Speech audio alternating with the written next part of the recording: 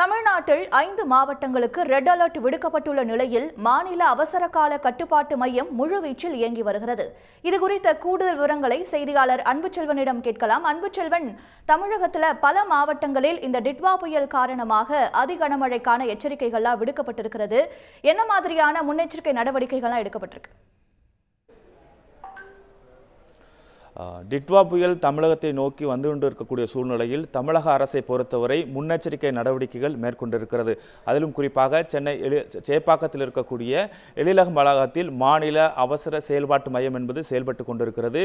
முதலமைச்சர் மு க ஸ்டாலின் சற்று நேரத்திற்கு முன்பாகத்தான் இங்கு வந்து ஆய்வு மேற்கொண்டு 14 மாவட்ட ஆட்சியரிடம் மேற்கொள்ளப்பட்டிருக்கக்கூடிய முன்னெச்சரிக்கை நடவடிக்கை தொடர்பாகவும் எடுக்கப்படக்கூடிய நடவடிக்கைகள் தற்போது என்ன மாதிரியான பணிகள் மேற்கொள்ளப்பட்டு வருகிறது என்பது தொடர்பான விரிவான ஆய்வை மேற்கொண்டார். அவரிடம் கேட்டறிந்ததோடு மட்டுமல்லாமல் பல்வேறு விதமான அறிவுறுத்தல்களையும் வழங்கியிருக்கிறார். காரணம், மழை பெய்யும் பொழுது மீட்பு நடவடிக்கைகள் மற்றும் மீட்கப்பட்டதற்கு பின்பாக அவர்களை தங்க வைப்பதற்கான ஏற்பாடு மற்றும் மருத்துவ முகாம், உணவு உட்பட அனைத்து விதமான முன்னெச்சரிக்கை நடவடிக்கைகளும் தேவையாக எடுக்கப்பட்டிருக்கு என்பது கூட முதலமைச்சர் மு க ஸ்டாலின் செய்தியாளர்களை சந்தித்த போது தெரிவித்திருந்தார். சற்று நேரத்திற்கு முன்பாகத்தான் நாம் இருக்கக்கூடிய மாநில அவசரகால செயல்பாட்டு மையத்தில் வந்து முதலமைச்சர் ஆய்வு மேற்கொண்டார்.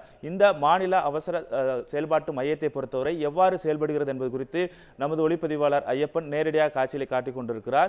இங்கு அந்த வானிலை ஆய்வு மையம் தொடர்பாக இணையதளத்தில் எவ்வாறு அந்த டிட்வா புயல் என்பது நகர்ந்து கொண்டிருக்கிறது என்பதை தொடர்ந்து கண்காணித்துக் கொண்டிருக்கிறார்கள். ஒவ்வொரு கணமும் பல்வேறு இணையதளங்கள் மூலமாக கண்காணிப்பதோடு மட்டுமல்லாமல் மழை பெய்யக்கூடிய இடங்கள், அதே போல நீர்நிலைகள் எவ்வாறாக தற்போது இருந்து கொண்டிருக்கிறது என்பது தொடர்பாகவும் கூட அந்த நீர்நிலை இருப்பு தொடர்பான கண்காணிக்கப்படுகிறது. மேலும் மாவட்ட ரீதியாக பாதிப்புகள் இருந்தால் என்ன மாதிரியான பாதிப்புகள் இருக்கிறது, வீடுகள் இடிந்த வீடுகளாக இருக்கிறதா மற்றும் உயிரிழப்புகள் ஏற்பட்டிருக்கிறதா என்பது தொடர்பான முழுமையான விவரங்கள் அடங்கிய அந்த இணையதளத்தின் மூலமாக தொடர்ந்து அப்டேட் செய்யப்பட்டு கொண்டிருக்கிறது. இது அக்டோபர் 1ஆம் தேதியிலிருந்து தற்போது வரைக்கும் செய்யப்பட்டிருக்கக்கூடிய காட்சிகளை பார்த்து கொண்டிருக்கிறோம். அதேபோல பேரிடர் மேலாண்மை துறையினுடைய இணையதளத்தில் மாவட்ட ரீதியாக மழை எங்கெங்கெல்லாம் பெய்து கொண்டிருக்கிறது, மழையினுடைய அளவு எவ்வாறு இருக்கிறது, எந்தெந்த நேரத்தில் எவ்வளவு மழை பெய்திருக்கு என்பக்கூடிய முழுமையான விவரங்கள் அனைத்தையுமே இந்த மிக பிரம்மாண்டமாக அமைக்கப்பட்டிருக்கக்கூடிய இந்த LED திரையின் மூலமாக தொடர்ந்து அதிகாரிகள் கண்காணித்துக் கொண்டிருப்பதை பார்த்து கொண்டிருக்கிறோம். அதேபோல நாம் பலவிட தெரிந்து கொண்டிருக்கிறோம் எந்தெந்த மாவட்டங்களில் எந்தெந்த எவ்வளவு மழை பெய்திருக்கிறது, எப்படியான மழை இருக்கிறது, குறிப்பாக ரெட் அலர்ட் அண்டு அந்த எல்லோ ஆரஞ்சு அலர்ட் எல்லாம் எவ்வாறு விடப்படுகிறது என்பது தொடர்பாக எந்தெந்த மாவட்டங்களுடைய மழை அளவினை பொறுத்து கண்காணித்துக் கொண்டிருக்கிறார்கள். மேலும் குறிப்பாக சொன்ன வானிலை ஆய்வு மையத்தினுடைய அந்த இணையதளத்தின் மூலமாக தற்போது புயல் எவ்வளவு தூரத்தில் இருந்து கொண்டிருக்கிறது, அது எவ்வாறு கடந்து வந்து கொண்டிருக்கின்ற விவரங்களும் இந்த LED திரையின் மூலமாக அந்த இணையதளத்தில் முழுமையாக நேரடி கண்காணிப்பில் 24 மணி நேரம் கண்காணித்துக் கொண்டிருக்கிறார்கள்.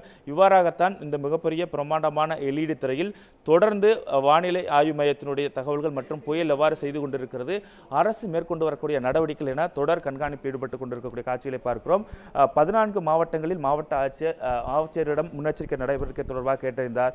இந்த அவசர கட்டுப்பாட்டு மையத்தை பொறுத்தவரை 24 மணி நேரமும் தொடர்ந்து செயல்பட்டுக் கொண்டிருக்கும். பல்வேறு மாவட்டங்களிலிருந்து தகவல்கள் வந்தவனும் இருக்கக்கூடிய நிலையில் அந்தந்த மாவட்டங்களுக்கு தேவையான தகவல்கள் என்பது இங்கிருந்து பரிமாறக்கூடிய காட்சிகளை நாம் பார்த்துக் கொண்டிருக்கிறோம்.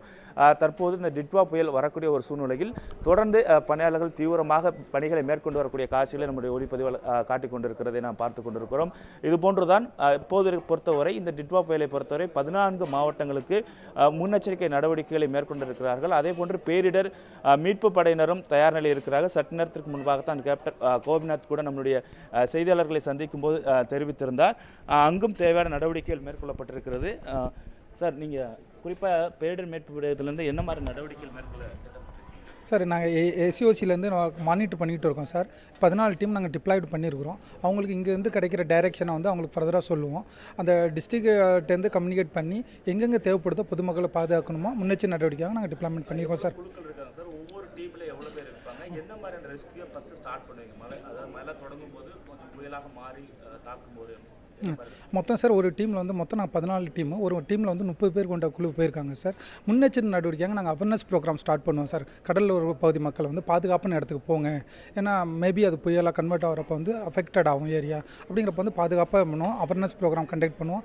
சில பேர் மீனவர்கள் கடலுக்கு போவோம், அவங்கள போக வேண்டாம்னு தடுக்கிறதுக்கான முன்னெச்சரிக்கை நடவடிப்போம். பாதுகாப்பானவங்களை ஷெல்டரில் ஷிஃப்ட் பண்ணுவோம், முகாம் நிவாரண முகாமத்துக்கு ஷிஃப்ட் பண்ணி அவங்கள பாதுகாப்பான மருத்துவ உதவியெல்லாம் கொடுக்குறது ரெடி பண்ணுவோம். மழை அதிகமாக பெய்யும் போது சில இடத்துல இருந்துருவாங்க, தண்ணி சூழ்ந்துரும். வந்தோம். அப்போ வந்து அவங்களை மீட் பண்ணுறதுக்கு போட்டு இது எல்லாமே தயார் நிலையில் இருக்கா? எந்த மாவட்டங்களுக்கு அதிக அளவிலான டீம் போயிருக்காங்க? சார் கடலூரில் இப்போ 2 டீமும், நாகப்பட்டினம், திருவாரூர், கோஸ்டல் ஏரியா எல்லாமே நாங்கள் கவர் பண்ணியிருக்கோம் சார். அப்படிங்கிறப்ப வந்து எங்கள் குழுவில் வந்து ஓபிஎம், ஐஆர்பி போட் எல்லாம் இருக்குது, போதுமான சஃபிஷியண்டெல்லாம் இருக்குது. அப்படி இப்போ தண்ணி சூழ்ந்த பகுதியில் வந்து நாங்கள் போட்டை வச்சு அவங்களை ரெஸ்க்யூ பண்ணி பாதுகாப்பான இடத்துக்கு அழைச்சிட்டு வந்துடுவோம் சார். தொடர்ச்சியாக இப்போ வந்து முதலமைச்சர் ஆய்வு மேற்கொண்டு போனார். என்ன மாதிரியான விஷயங்கள்லாம் அறிவுறுத்திருந்தார்?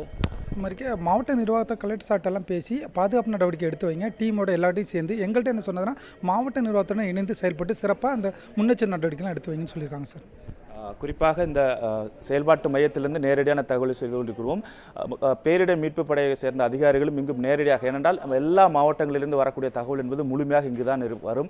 இதற்கு பின்பாக அந்தந்த மாவட்டங்களுக்கு எங்கே பாதிப்புகள் ஏற்பட்டிருக்கிறது உடனடியான தகவல்களை தெரிவிக்கக்கூடிய வகையில் தான் இந்த செயல்பாட்டு மையம் என்பது 24 மணி நேரம் செயல்பட்டு கொண்டிருக்கிறது.